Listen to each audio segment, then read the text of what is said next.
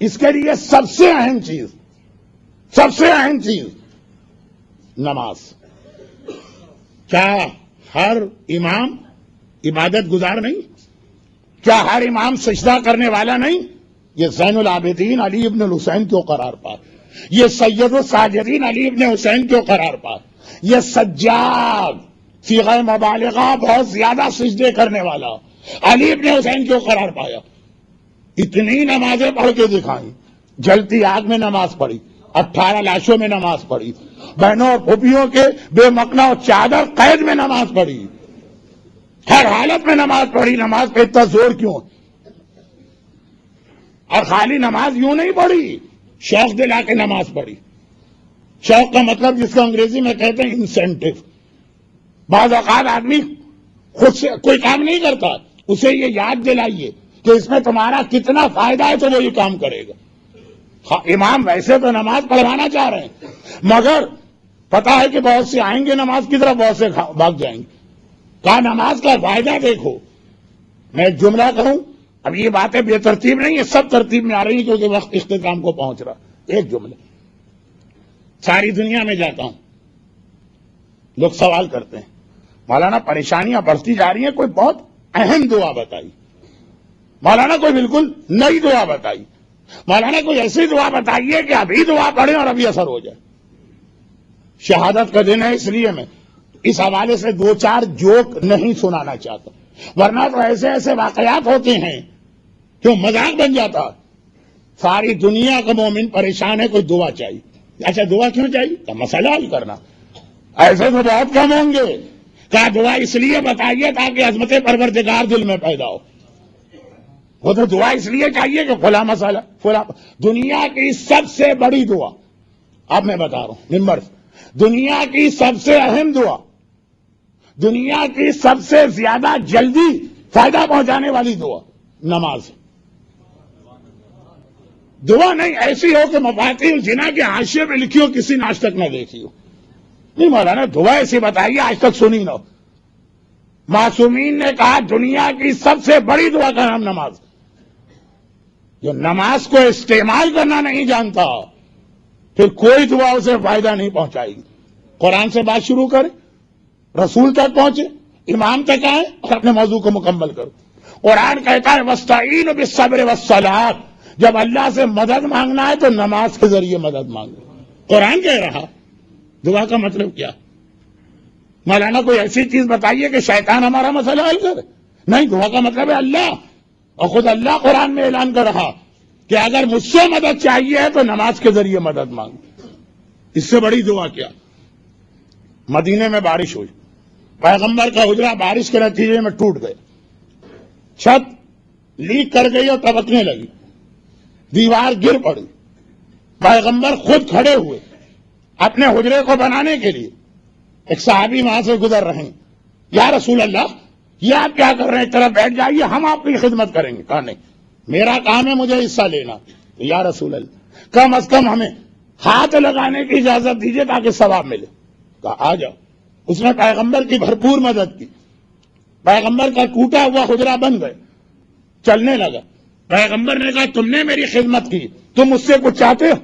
کہا یا رسول اللہ دنیا کی چیز مانگوں تو بیکار، مجھے جنت دلوا دیجیے اور شفاعت کر دیجیے. کہا مگر تم بھی میری مدد کرو.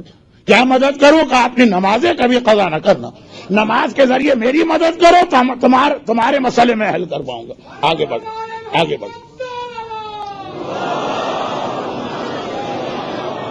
آگے بڑھیے.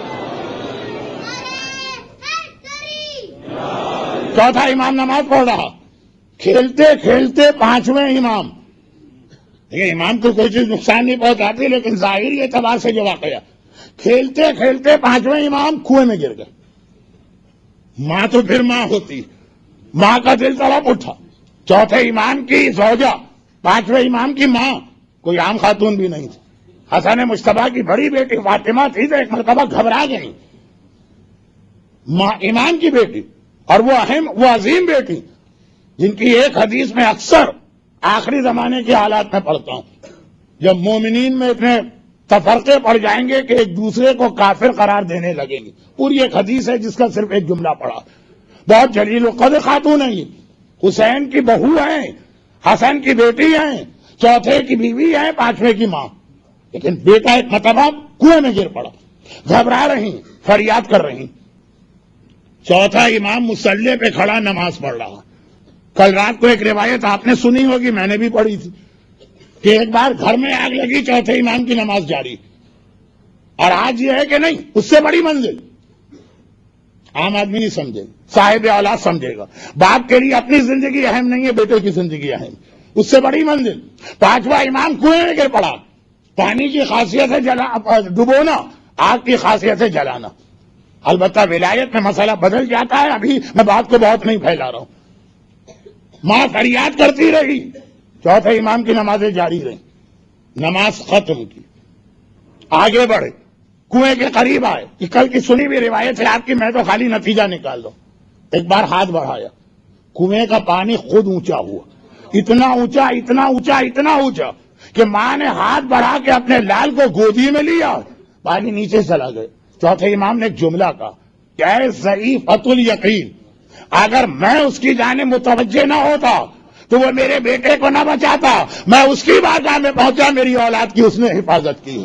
کیا بتائے، بہت اس واقعے کے بہت پیغام ہے. میرا جو موضوع کیا بتائے، اللہ سے اگر کچھ مانگنا ہے تو نماز جاری رکھو، اللہ خود ہی تمہارا مسئلہ حل کرے گا. قرآن، رسول، امام، ایک ایک واقعہ میں نے پڑھا ہے، بہت ساری دلیلیں.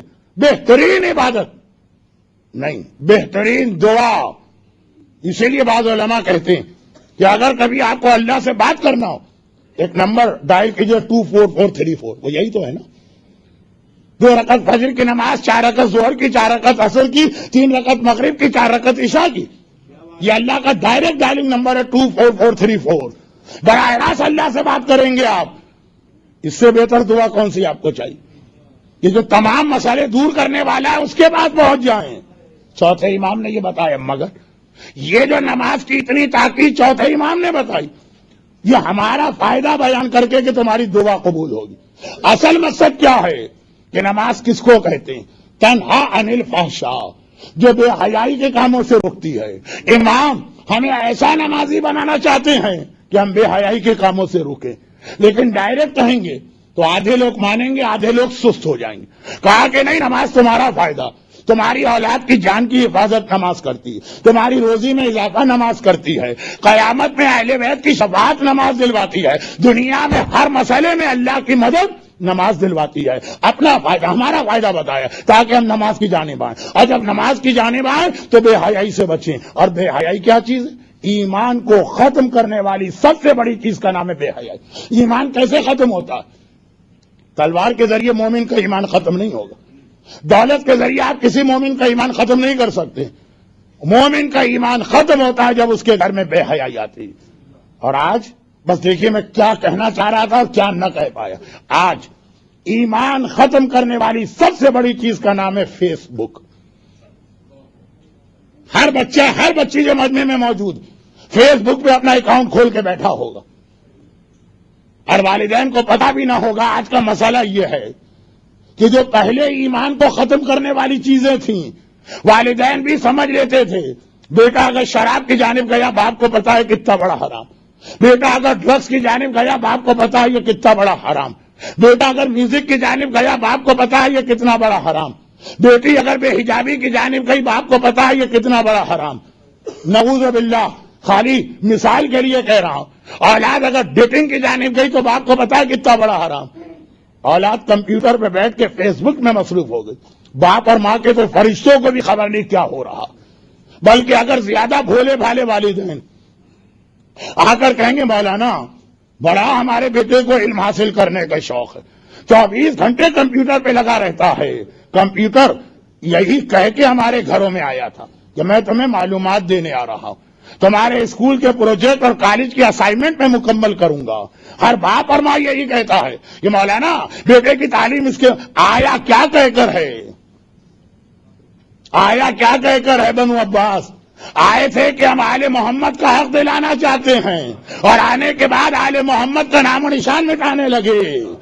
کمپیوٹر آیا تھا آپ کے بچوں کے اسکول اور کالج میں مدد کے لیے، لیکن کر کیا رہا ہے؟ ایک سے ایک نہیں. ہم جیسے بڈھے لوگ بہت پرانے لوگ ہیں، آؤٹ ڈیٹڈ. ہمیں تو پتا بھی نہیں چلتا کیا نئی چیز آ گئی. ابھی پہلی چیز کو رو رہے ہوتے ہیں کوئی نیا فتنہ آ جاتا. چوتھے امام کی شہادت پر آنسو بہانے والوں، چوتھے امام نے سارا گھر قربان کر دیا ہمارے اور آپ کے بچوں کا ایمان بچانے کے. کیا علی اکبر کے اپنے ایمان کو نعوذ باللہ خطرہ تھا؟ آپ کے گھر میں جو 18 سال کا جوان ہے اس کا ایمان بچانے کے.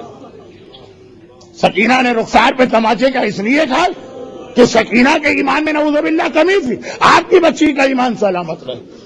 اور آج S M S, M M S, internet, اور آج نیا فتنہ یہ ٹویٹر اور مائی اسپیس اور فیس بک. اب وقت نہیں رہا کہ میں اس کی خرابیاں بتاؤں.